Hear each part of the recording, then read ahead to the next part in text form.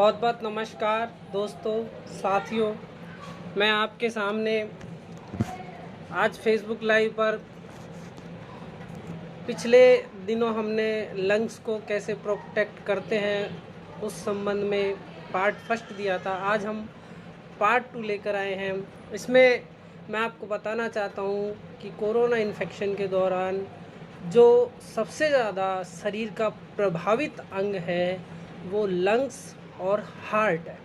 आयुर्वेद कहता है कि जो ये कोरोना व्याधि है इसको आयुर्वेद अनुसार हम 3 प्रकार से समझ सकते हैं कि व्याधियां शरीर में आगंतुक, निज और मानसिक 3 होती हैं। इसको हम आगंतुज व्याधि मानते हैं। आगंतुज का अर्थ होता है कि जो किसी प्रकार से शरीर में आक्रमण करती है, अर्थात जो कोरोना विषाणुजन्य है, जो शरीर में कोरोना के विषाणु हैं या जीवाणु हैं, तो इनको हम वायरस बोलते हैं। तो वायरस का अर्थ होता है विषाणु।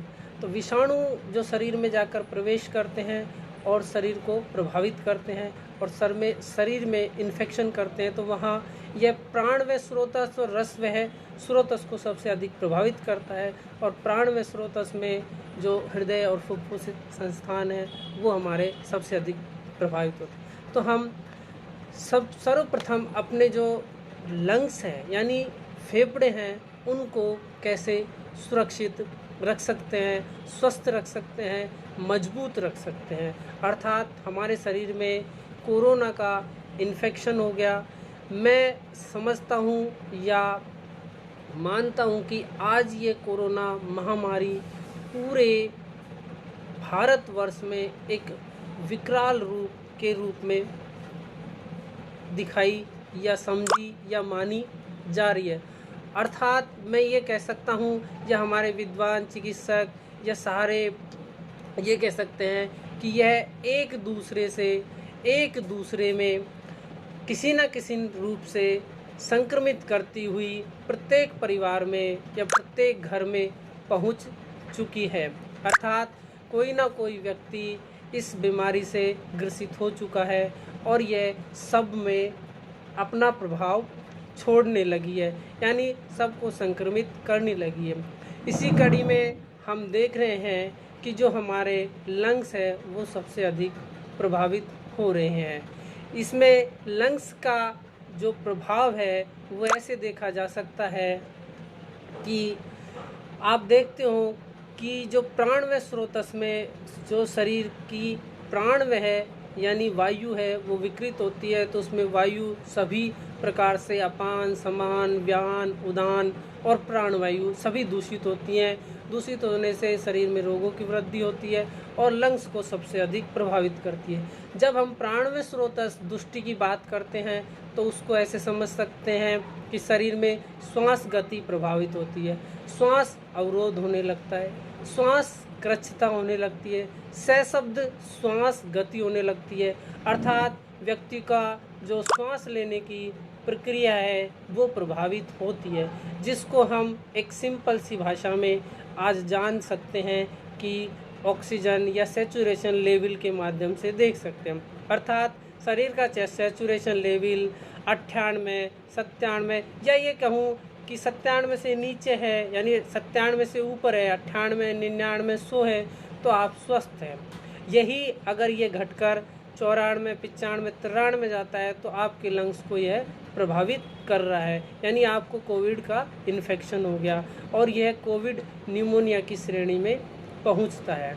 अब इसी में आता है रसवय स्रोतस दुष्टि। अर्थात जब रसवय स्रोतस दुष्टि होगी तो उसमें अश्रद्धा होगी, अरुचि होगी, आस्य वैरस को हम कह सकते हैं कि मुख का स्वाद चला जाना, जो एक कोविड का सबसे प्रभावित लक्षण है। आजकल ये देखने में मिलता है, लेकिन कहीं कोविड कंडीशन में यह किसी को नहीं भी मिलता, लेकिन यह भी एक लक्षण है। इसी प्रकार हल्लास, गौरव, तंद्रा, अंगमर्द, ऐसी बहुत सारी समस्याएं हैं जो हमारे शरीर को देखने में मिलती है। अब मैं बात करता हूँ कि अपने लंग्स को कैसे मजबूत रखा जा सकता है। इसके लिए सबसे पहले जो हम कर सकते हैं लंग्स को प्रोटेक्ट करने में या जो मानते हैं वो चीज़ है पहले ध्यान। ध्यान का मतलब होता है कि हमें एक प्रकार से अपने शरीर के जितने भी नकारात्मक विचार हैं उनका त्याग करना, यानी उनको छोड़ना, यानी शरीर में पवित्र निर्मल विचार मन में लाने का प्रयास करना। इस स्थिति में हम ध्यान कर सकते हैं।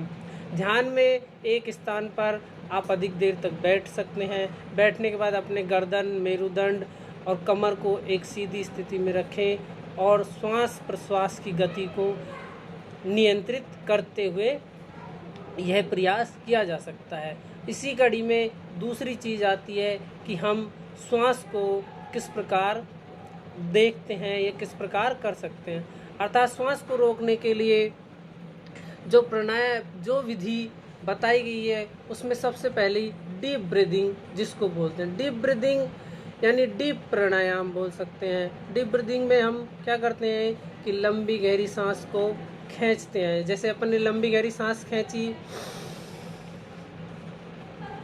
उसके बाद उसको होल्डिंग करते हैं, यानी सांस को रोकते हैं। रोकने की आवृत्ति मनुष्य की, रोगी की प्रकृति, रोग की अवस्था के अनुसार बदलती रहती है। लगभग आप मान के चलो 10 से 25 सेकंड हो सकती है, यानी कोई व्यक्ति श्वास को 10 सेकंड से लेकर 25 सेकंड तक रोक सकता है। आज उसकी रोग की स्थिति के अनुसार वो 10 सेकंड रोक पाता है। 1 घंटे 2 घंटे बाद जब दोबारा करेगा तो 12 सेकंड रोक सकता है, फिर उसकी आवृत्ति बढ़ा सकता है। लेकिन हम आयुर्वेद अनुसार इसको देखते हैं तो कुंभक, रेचक और पूरक बोल सकते हैं। यानी श्वास को खींचना ये तो होता है रेचक, श्वास को रोकना ये होता है कुंभक, सांस को छोड़ना ये होता है पूरक। तो इस प्रकार का जो रेशो होता है 1:1 भी रख सकते हैं, 1:3:1 भी रख सकते हैं, 1:4:1 भी रख सकते हैं, लेकिन वो प्रकृत रोग की स्थिति के अनुसार होता है। अब मैं दूसरी बात कर सकता हूँ, तो इसमें हम दूसरा बहुत अच्छा बिल्कुल प्राणायाम होता है, उसको बोलते हैं अनुलोम विलोम। ये बिल्कुल सीधा होता है। इसमें एक नासारंध्र से श्वास खींचनी होती है, दूसरे नासारंध्र से श्वास को छोड़ना होता है। इसी कड़ी में तीसरी चीज़ आती है प्रोन वेंटिलेशन। प्रोन वेंटिलेशन में हम लेट सकते हैं कमर के नीचे, पेट के बल लेटना होता है। पेट की जो अपनी छाती है उसके नीचे 2 तकिए लगाते हैं, जिससे थोड़ा सा आदमी को ऐसा लगता है कि मैं श्वास लेता हूँ। लेटने पर श्वास आसानी से आती है, ऐसा उसको महसूस होता है। एक ही अवस्था में अधिक देर तक नहीं लेटना होता है, उसको करवट बदल सकते हैं। तीसरी चीज़ मैं जो इस कड़ी में बताना चाह रहा हूँ कि कोई भी हैवी एक्सरसाइज यानी हैवी प्राणायाम, हैवी व्यायाम ऐसा हम लोगों को नहीं करना चाहिए। अर्थात ऐसा प्राणायाम या ऐसी योगासन या ऐसी एक्सरसाइज नहीं करनी जिससे शरीर को ताकत या एनर्जी खर्च करनी पड़ती हो। इसी में हम दूसरी चीज़ जो आपको बता रहे हैं वो है कि कुछ औषधियाँ। तो अब औषधियों में जो हमारी औषधि है, सबसे श्रेष्ठ औषधि अदोटिडा वासिका है, जिसको हम वासा कहते हैं। वासा का जो प्रयोग है वो सबसे सरल और सुलभ है। वासा एक पर्वतीय या पथरीली भूमि पर पाया जाने वाला एक क्षुप्र पौधा, जिसको बोल सकते हैं वनस्पति है। इसका सबसे अच्छा है कि इसके पत्र का स्वरस प्रयोग किया जाता है, या इसके पंचांग को भी प्रयोग में लाया जा सकता है। अर्थात कि इसके जो पत्र स्वरस है उसको हम पुट पक विधि से, अर्थात 5-7 पत्रों को लेंगे, उनको किसी ऐसे बर्तन में डाल के ढक देंगे, और एक बार बर्तन को गर्म करा, ढकने के बाद उसके अंदर पत्ते डाल देंगे और उसको ढक देंगे। उसके बाद वो स्विन हो जाते हैं। स्विन होने से उनका स्वरस आसानी से निकल सकता है। 5 ml हम वासा या अडुष्टा के पत्रों का स्वरस लेना है, और उसमें 2 या 3 मुनक्का मिलानी है और थोड़ी सी मिश्री मिलानी है। फिर उसको बिल्कुल पानी में, गुनगुने पानी में घोल के नियमित 3 दिन में सुबह दोपहर शाम 3 बार पीने से भी वो भी उसमें मदद करता है। यानी वो एक तरह से ब्रोंकोडायलेटर का काम करता है, जो हमारे फुफ्फुस संस्थान को मदद करता है। इसी चीज़ में दूसरा प्रयोग जो वासा पत्र स्वरस का है वो बहुत ही अच्छा है। वो हम वासापत्र स्वरस 5 ml यानी 5 ग्राम, और शहद 7.5 ग्राम, और अदरक स्वरस 7.5 ग्राम, ये तीनों को भी हम ले सकते हैं, जो हमारे श्वास अवरोध, श्वासक्रच्छता इसमें मदद कर सकते हैं। लेकिन ये सारी प्रक्रिया आप स्वस्थ रहते हैं तब, यानी आप कोई इन्फेक्शन के दौरान, पूर्व या मध्य में आप कर सकते हो। इससे आपको एक अतिरिक्त लाभ मिलेगा, अपने फेफड़ों को बल मिलेगा। तीसरी चीज़ बता सकता हूँ इसी में, वासा पत्र स्वरस का, वासा पत्र को हम अरंड तेल में मिलाकर या तिल तेल में मिलाकर भी मालिश कर सकते हैं। मिक्सचर बनाकर उसका पेस्ट बनाकर हम छाती के दोनों तरफ लगाकर हल्का गुनगुना गर्म पानी की बोतल से सेक करने में भी, वो भी लंग्स में जो फाइब्रोइड डेवलप होता है उसको मिटाने में मदद करता है। तीसरा होता है धतूरा, जिसको हम थ्रोन एप्पल बोलते हैं। धतूरे 2 तरह से होते हैं, श्वेत और कृष्ण। जो भी आसानी से उपलब्ध हो उसका प्रयोग कर सकते हैं। धतूरा एक विष होता है, अर्थात इसका आप स्वयं प्रयोग न करें, किसी भी आयुर्वेद चिकित्सक की देखरेख में इसका प्रयोग करना चाहिए। स्वयं किसी भी प्रकार की आयुर्वेदिक औषधियों का प्रयोग न करें, अन्यथा आपको हानि हो सकती है। इसलिए मेरा निवेदन है कि कोई भी आयुर्वेदिक औषधि, क्वाथ या अन्य प्रकार के जो भी है, उनको आप आयुर्वेद चिकित्सक की देखरेख में ही प्रयोग करें। मैं आपको बताना चाहता हूँ कि आप किसी भी प्रकार के नुस्खे पर विश्वास न करें। जो भी आज यूट्यूब वीडियो, फेसबुक, मल्टीमीडिया में जितने भी ये नुस्खे बताए जाते हैं, मैं इनके पक्ष में नहीं हूँ, मैं इनका पक्षधर नहीं हूँ। मैं आप सभी साथियों से या चिकित्सक बंधुओं से या जो भी मेरे फेसबुक लाइव को देख रहे हैं उनको बताऊंगा कि आप किसी प्रकार के नुस्खे पर विश्वास न करें।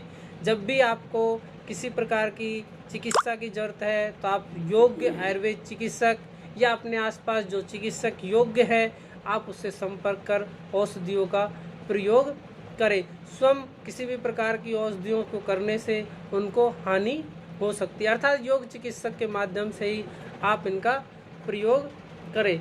जब मैं अब बात आपको धतूरे की बता रहा हूँ, धतूरे को जो श्वास नलिका में जो संकोच होता है, धतूरा उसमें विस्फार करने में बहुत ही प्रधान औषधि है, यानी बहुत ही लाभदायक औषधि है।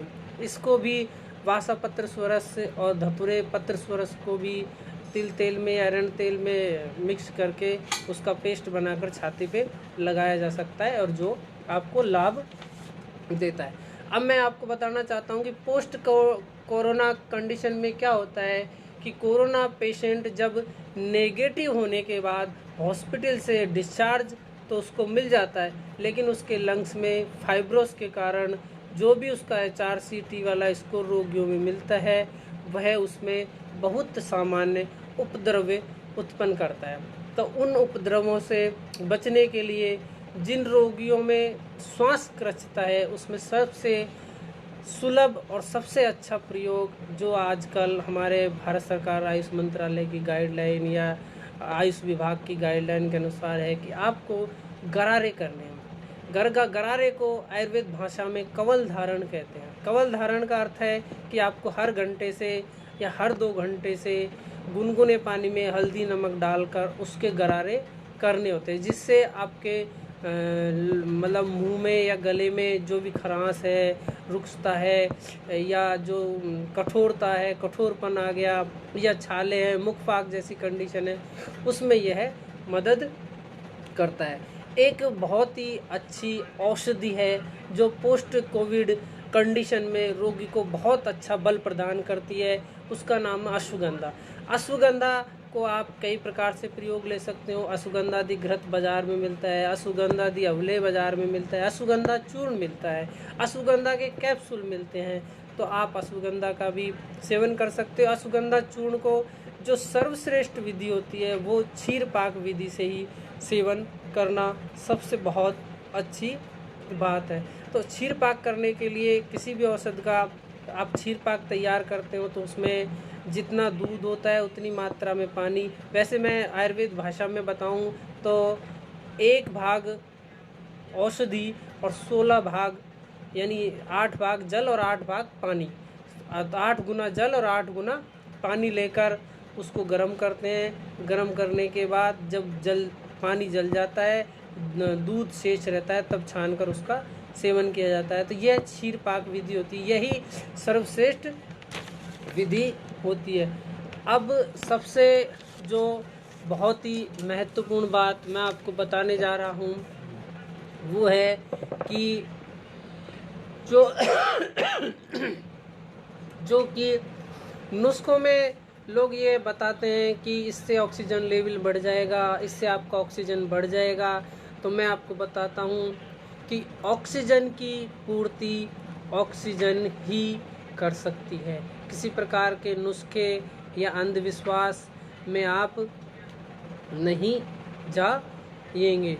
और एक लास्ट चीज़ आपको बताता हूँ कि कोई भी चिकित्सा या औषधियाँ रोगी के बल पर निर्भर करती है। रोगी का आत्मबल बहुत ही मजबूत करने के लिए हमें सत्वाजय चिकित्सा की जानी चाहिए। जो सत्वाजय चिकित्सा है उसमें व्यक्ति को ईश्वर को ध्यान में रखते हुए हवन कर्म, पूजन कर्म, भगवान का स्मरण, ध्यान, ये सब करने चाहिए।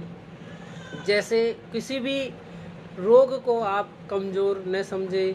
जैसे मूर्ख व्यक्ति शत्रु को कमज़ोर समझता है और परास्त हो सकता है, इसलिए हमें इस महामारी काल में भी इसको एक तरह से शत्रु समझना चाहिए। आयुर्वेद में तो रोग का पर्याय शत्रु माना है, तो इसलिए इसको शत्रु समझकर उसी ढंग से अपन को अपने शरीर को, अपने परिवार को की रक्षा करने के लिए, अपने फेफड़ों को मजबूती प्रदान करने के लिए इन औषधियों का, इन जितने भी अपने आसपास आयुर्वेद चिकित्सक है उनका ज्ञान का भरपूर लाभ लेते हुए अपने परिवार को और अपने आप को, अपने आसपास के वातावरण को सुरक्षित रखने का प्रयास करें।